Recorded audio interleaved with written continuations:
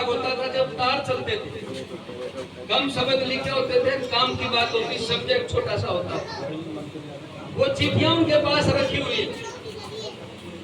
आप लोगों का जो इलाका बहुत मजबूत है, आप लोगों ने हमेशा मजबूती से किसी भी मुहिम में साथ दिया है।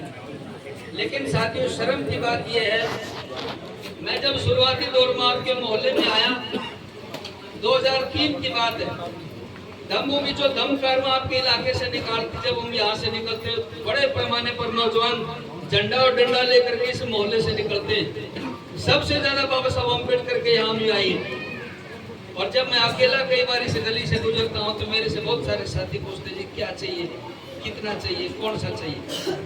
मैं जब अपनी टीम को बताता था, मैं एडवोकेट प्रदीप से बात करता था, मैं जब भाई अनिल से बात करता, जो यहाँ की टीम इनसे बात करता, मैं कहता वो बड़ी शर्म की बात है, मेरे को तो पता ही नहीं क्या चाहिए, मेरे को तो ब्रांड का नाम भी नहीं पता, जैसे बाबूजी को नहीं पता ताश कैसे खेले जाते, मेरे को भी नहीं पता, शराब का नाम क्या क्या होता मेरे को नहीं पता, मेरे को रेट का नहीं पता, और जो भी खाने का जो आइटम आता नशीले का, उसका भी मेरे को नहीं पता क्या होता। मैं इनको अक्सर यहाँ मीटिंग लेते थे, मैं अक्सर इनको बोलता था कि साथियों हमें इस मुहिम में आगे आना होगा। मैंने प्रदीप जी से बात की कि आप यहाँ की लिस्ट तैयार करें कि यहाँ से कितने नौजवान हमारे बीच से शराब के नशे से मरे, कितनी महिलाएं शराब के नशे के कारण के महिलाओं के सुबह गुजर गए, उनके घर वाले एक्सपायर हो गए। प्रमुख साथी जब इन्होंने मेरे को लिस्ट थमाई, एक सप्ताह के बीच में जब हमने पूरी तैयारी की, जब लिस्ट तैयार की गई तो करीबन कितने बच्चे थे, करीबन 8 साथियों हमारे पास लिस्ट है,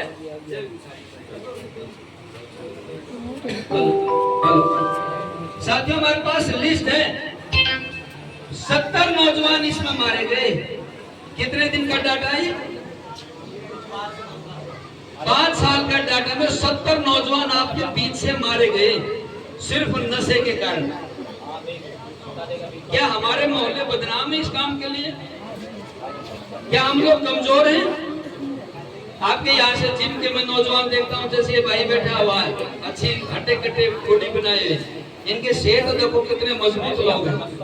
आप मजबूत लोग रहे हैं पहले से, जब आप लोग मजबूत रहे हैं तो मजबूती के लिए बहुत सारे काम में कमाई के आपके पास साधन है।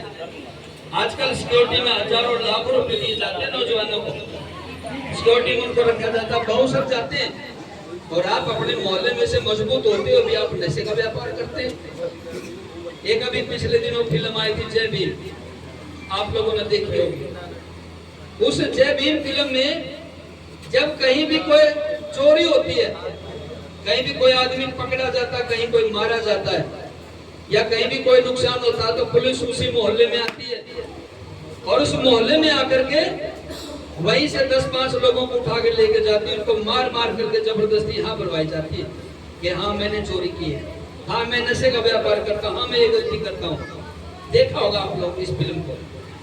हमारे साथ भी ऐसा ही होता है, कहीं पर भी कोई भी झगड़ा हो जाए तो लोग क्या कहेंगे, क्या कहेंगे कि इस मोहल्ले की पाएंगे।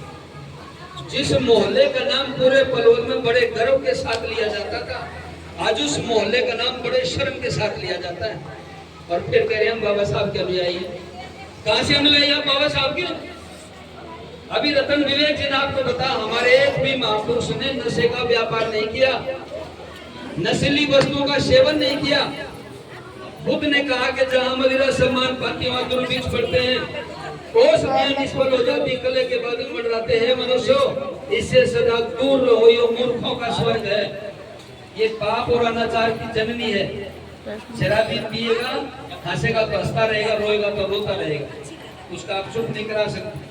आधा घंटा तक तो अपनी माँ से वो ये कहता रहेगा, माँ तू मेरी माँ नहीं है, माँ कहेगी हाँ बेटा मैं तेरी माँ हूँ, फिर कहेगा माँ तू मेरी माँ नहीं, वो कहता रहेगा, उसको रट लगाता रहेगा।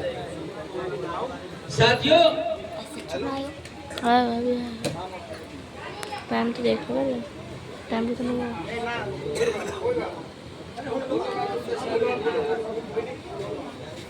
साथियों हमें इस मुहिम में साथ होना होगा। जिसके घर में जो अभी शराब बेची जाती है या